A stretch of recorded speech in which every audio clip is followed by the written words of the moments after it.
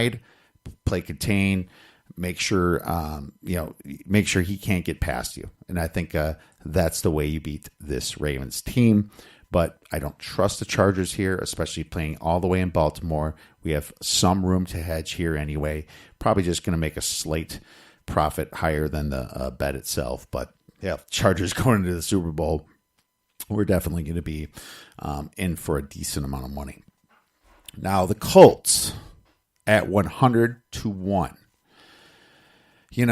This was my hardest decision, but the Texans are favored here. And they're playing at the Texans, so I'm going to start hedging this one right away. I think the Colts can and should beat this team, but the Texans are going to be very hyped up for this game. We've seen what Deshaun Watson can do. I think this is going to be a shootout. I probably would already recommend the over without even looking at the number yet, but this game is going to be a coin flip to me. I really think so. If I had a lean, I'd take the Colts if I was going to take a side. But right now, you have to hedge with the Texans. I think the public will be all over the Colts, and I think it's going to get down to a pick 'em at least to make my hedge a little bit easier. More like an even money type hedge for this. But I have to start hedging this right away, in my opinion. So, we'll be watching this one and see where this one ends up. I'm not going to rush to necessarily do that. Next, we have the Saints at 19-1. Obviously, they get the bye week. Wish the Bears did. Of course, the Rams destroyed the Niners. But I'm probably not going to hedge the Saints until the NFC Championship game because I think they could beat Dallas, even though it's going to be a revenge game for them. And, you saw them lose to Dallas. And, I really think that they're going to be ready for that game. Or possibly the Seattle Seahawks, which are, very good, but a different team when they're playing away. They are. And that's the Saints. I would probably take that chance because there's not as much meat on the bone at 19-1 than there is for the Bears at 100-1, the Colts at 100-1, and even the Chargers at 35-1. We'll talk a little bit more about that next week. One thing I do have to say, though, about the college football draft picks, Tua Tagovailoa and Trevor Lawrence, those quarterbacks are awesome. I mean, you saw how they can throw the seam routes, how throw over the top. They can throw the quick posts, the fade. They can throw everything already at freshmen, and they're freshmen. These quarterbacks look like they're going to possibly be like the next, Aaron Rodgers, Tom Brady type, skill level here. If I was an NFL team and I need a quarterback, I would almost hold out even to draft these two guys. It's a bad quarterback class this year, and I'll tell you right now, there's a lot of people that don't believe in tanking in the NFL for quarterbacks of their skill level. I completely agree with the team going 0-16 just to be able to draft one of these two guys and keep him for the next 10 to 15 years. That's how much I believe in Tagovailoa and Trevor Lawrence. They look absolutely awesome. And so just wanted to give you my 2 cents on that. All right, well, let's get into our bowl plays for New Year's on January 1st. All right, let's start with, in no particular order, I guess, the Outback Bowl in Tampa, Florida. You have Mississippi State versus Iowa. Iowa is laying 7 points-ish. Over-unders at 44. There's dual action, sharp and public on Mississippi State that brought the spread up from -5 to -7. Now it's kind of in the -7.5. Iowa is without their tight end Noah Fant because he's holding out for the draft. They also have some banged up tight ends this year, but I would be hard pressed, like I've stated before, that there isn't another, serviceable corn-fed 6'7" Iowa boy ready to catch the ball and run a little bit. These teams are better than what they showed during the regular season. There's no huge wins, but they had opportunities to win some big games, They kind of fizzed out at the end. Iowa should beat Penn State. They should have. They screwed that up. They should have beat Northwestern. Both teams have top 6 defenses, literally top 6 defenses, and so hence the low total. And you'd think that they would have kind of came out a little bit better than they did. They allow less than 300 yards per game. The offenses are really mediocre, in my opinion. Both teams have had some very hard schedules, very hard. Kirk Ferentz has more experience than Joe Moorhead, though. He does in bowl games. Joe Moorhead was a coordinator for Penn State. They got the job, did a great job there. I ran the numbers, and I have it Mississippi State winning about 23 to 20 and a half. So I have to play Iowa here. The low total tells me everything as well. You take the points, Iowa +7, and remember that money line sprinkle. The Citrus Bowl in Orlando, Florida. You have Kentucky versus Penn State. Penn State laying about 6.5 points. Over under is 47.5. It's pretty strange that Kentucky football is kind of looking better than Kentucky basketball this year. Well, I guess Kentucky basketball just beat Louisville, so good for them there. But losing to Seton Hall and getting destroyed by Duke, ugh. I'm very impressed by some of Kentucky's wins. At Florida, Missouri, home against Mississippi State. This team was rewarded with a great bowl game, and it's well-deserved. Mark Stoops did a fantastic job with these kind of lower-level recruits. Penn State, on the other hand, has had a typical Penn State year, blowing out a lot of teams, but still falling short in the big games versus Michigan and Ohio State.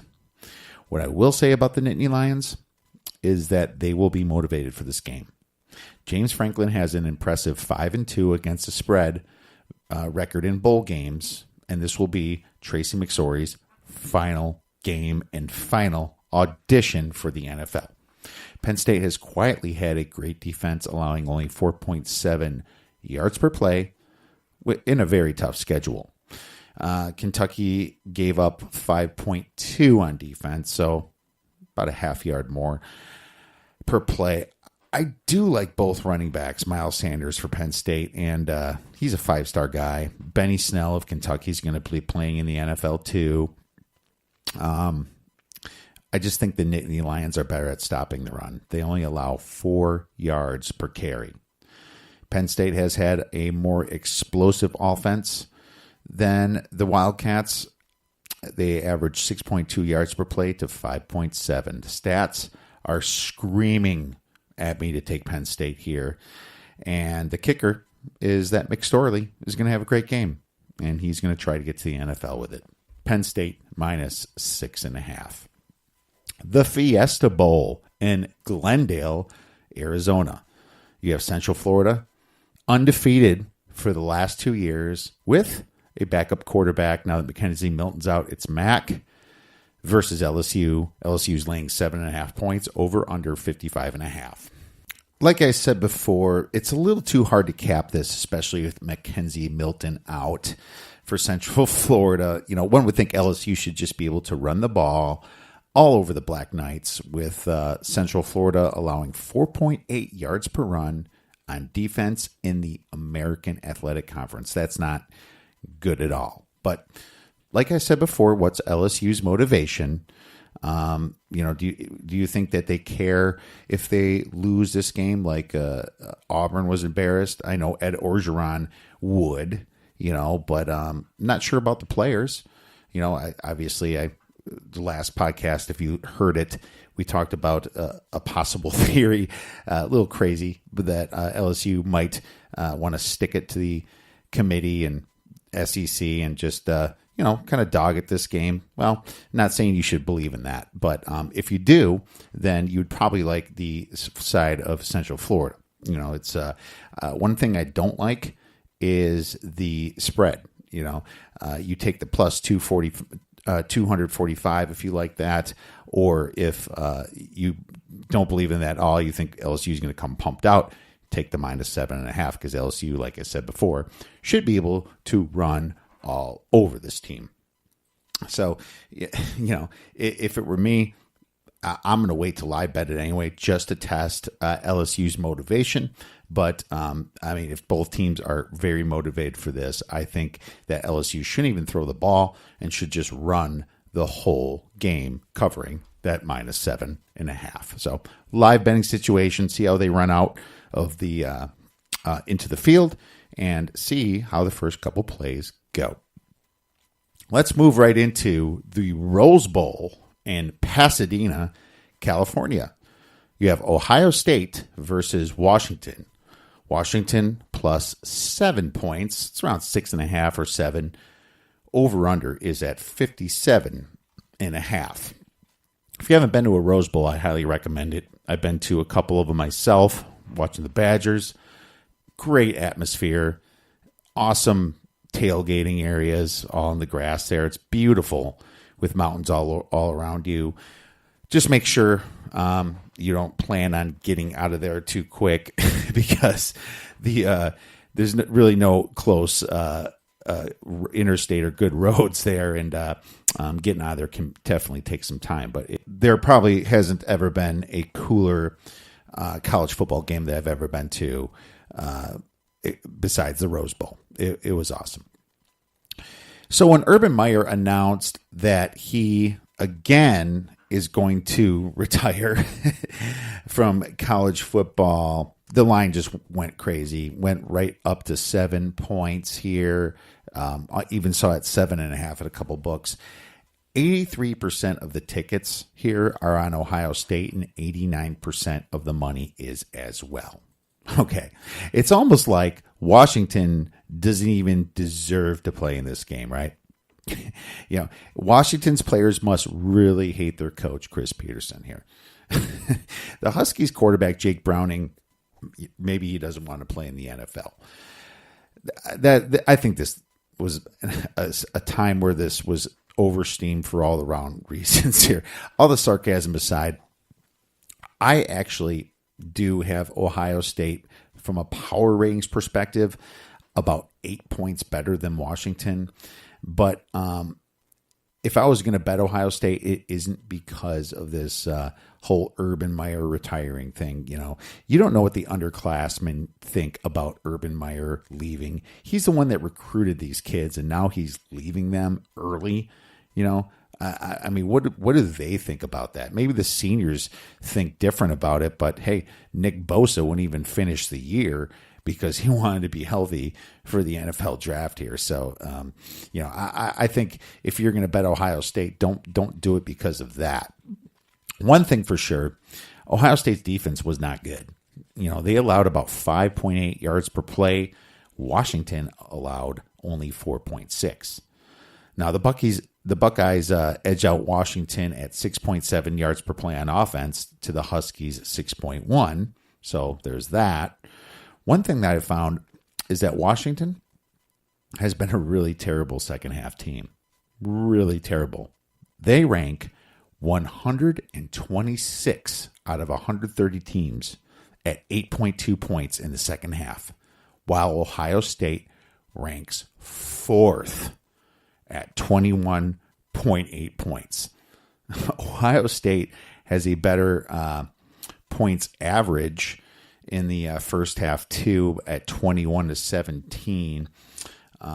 But I think Washington has had the harder overall schedule, being that they had to play Auburn in Georgia that first game. So, I'm gonna go ahead and take the Washington to cover around 3.5 points in the first half.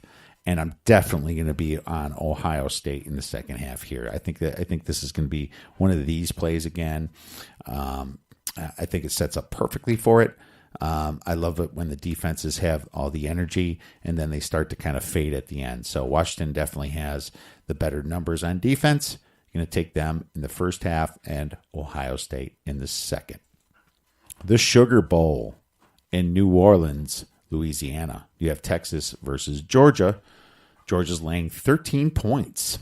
Over-under is 58. We all know who Georgia